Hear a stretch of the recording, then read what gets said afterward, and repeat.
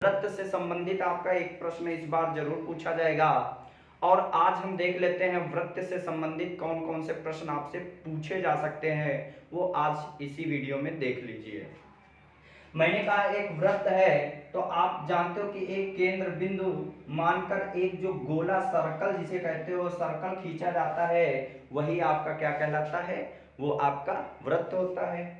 तो एक केंद्र बिंदु होता है। अब इस केंद्र बिंदु से जो इस परिधि की दूरी, जो ये परिधि को जो टच करता है, ये दूरी जो होती है उसे हम क्या कहते हैं, रेडियस कहते हैं। मतलब त्रिज्या, आर्क का मतलब रेडियस, जिसे हम कहते हैं त्रिज्या।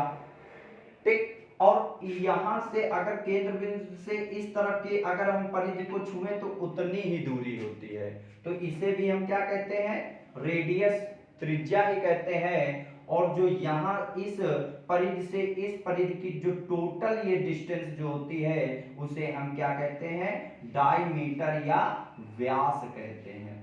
क्या कहते हैं, व्यास कहते हैं। तो एक चीज आपको समझ में आ जाना चाहिए कि जो व्यास होता है वो त्रिज्या का कितना गुना होता है, 2 गुना होता है। कितना गुना होता है, 2 गुना होता है। देखो आर इधर है, आर इधर, मतलब त्रिज्या इधर त्रिज्या इधर, तो देखो 2 त्रिज्या मतलब 2 गुणे त्रिज्या। हो जाएगा कि नहीं हो जाएगा।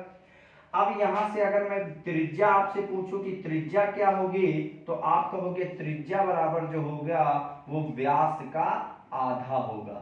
क्या होगा, व्यास का आधा होगा। आपसे प्रश्न कौन कौन सा इससे पूछ सकता है। पहला प्रश्न आपसे कहेगा कि एक जो वृत्त होता है वो टोटल कितने डिग्री का होता है। तो हमेशा याद रखना एक वृत्त जो होता है वो टोटल 360 डिग्री का होता है। कितने डिग्री का होता है, 360 डिग्री का होता है। दूसरा प्रश्न इसमें पूछेगा कि अर्धवृत्त पर बना कोण कितने डिग्री का होता है। अर्धवृत्त पर बना कोण, दूसरा पॉइंट आपको लिखना है, अर्धवृत्त पर बना कोण कितने डिग्री का होता है। तो आपको याद रखना है 90 डिग्री का होता है। कितने डिग्री का, 90 डिग्री। और इसी 90 को आप क्या कहते हो कि 90 डिग्री जो होता है वो एक समकोण होता है। समकोण कितने डिग्री का होता है, समकोण 90 डिग्री का होता है। इसे ही आप कह सकते हो कि जो पूरक होता है वो भी कितने डिग्री का होता है, 90 डिग्री का होता है। होता है कि नहीं होता है। अब यहां से एक चीज और याद कर सकते हो कि जो आपका एक सीधी रेखा पर बना कोण, एक सीधी रेखा पर बना कोण कितने डिग्री का होता है। तो आप याद रखना 180 डिग्री का। एक सीधी रेखा पर बना कोण, बना कोण कितने डिग्री का होता है, 180 डिग्री का होता है। अब आपको पता है कि 180 डिग्री को हम और क्या किस से जानते हैं, तो 180 डिग्री को हम पाई भी कहते हैं।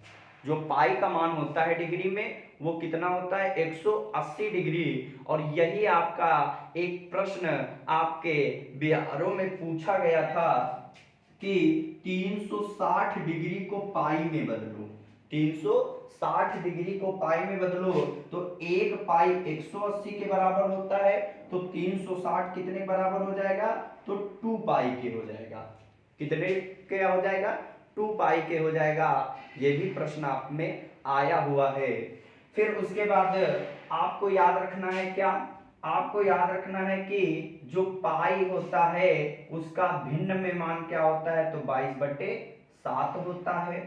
पाई का मान दशमलव में क्या होता है, तो 3.14 होता है। और पाई कैसी संख्या है, तो पाई एक अपरिमेय संख्या है। कैसी संख्या है, पाई एक अपरिमेय संख्या है। एक चीज याद रखना कि कोई भी अगर सिंबल आ जाए तो वो अपरिमेय ही होती है। अब यहां से इतना तो आपसे डायरेक्ट प्रश्न पूछ देता है, ठीक, इतना नोट कर लो। फिर वृत्त से कितने प्रकार से प्रश्न बनते हैं वो भी आप देख लेना।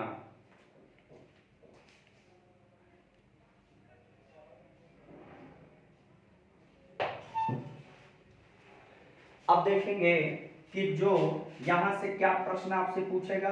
पहले तो पता होना चाहिए वृत्त का क्षेत्रफल। तो वृत्त का क्षेत्रफल क्या होता है, तो आप सभी को पता होगा कि वृत्त का क्षेत्रफल पाई आर स्क्वायर होता है। क्या होता है, पाई आर स्क्वायर होता है।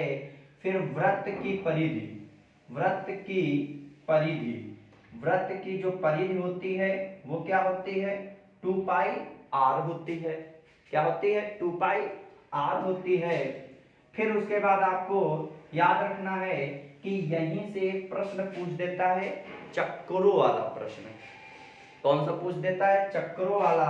अगर आपसे चक्करों वाला प्रश्न पूछ दे, चक्करों वाला प्रश्न अगर आ जाए तो हमेशा याद रखना कि दूरी बराबर वृत्त की परिधि इंटू चक्करों की संख्या होती है। क्या होती है, दूरी बराबर वृत्त की परिधि इंटू चक्करों की संख्या होती है। तो यहाँ पर हमसे पूछा है वृत्त की परिधि। तो वृत्त की परिधि, वृत्त की परिधि क्या होती है, 2 पाई आर। तो यहाँ से हमने कहा 2 पाई का मान कितना दिए, 22/7। और यहाँ पर त्रिज्या हमको कितने दिए हैं, 14 दिए हैं। तो यहाँ से अगर हम देखें 7 एकम 7, 7 दूना 14। तो यहाँ पर हमने कहा 22 दूना 44 इंटू 2 होगा कि नहीं होगा। तो यहाँ 44 का गुणा 2 में करोगे तो कितना हो जाएगा, 44 दूना 88। तो हमारा उत्तर जो आ जाएगा वो 88 सेंटीमीटर हमारी परिधि होगी। नोट कर लो इसे, प्रश्न इससे आएगा, जरूर नोट करना।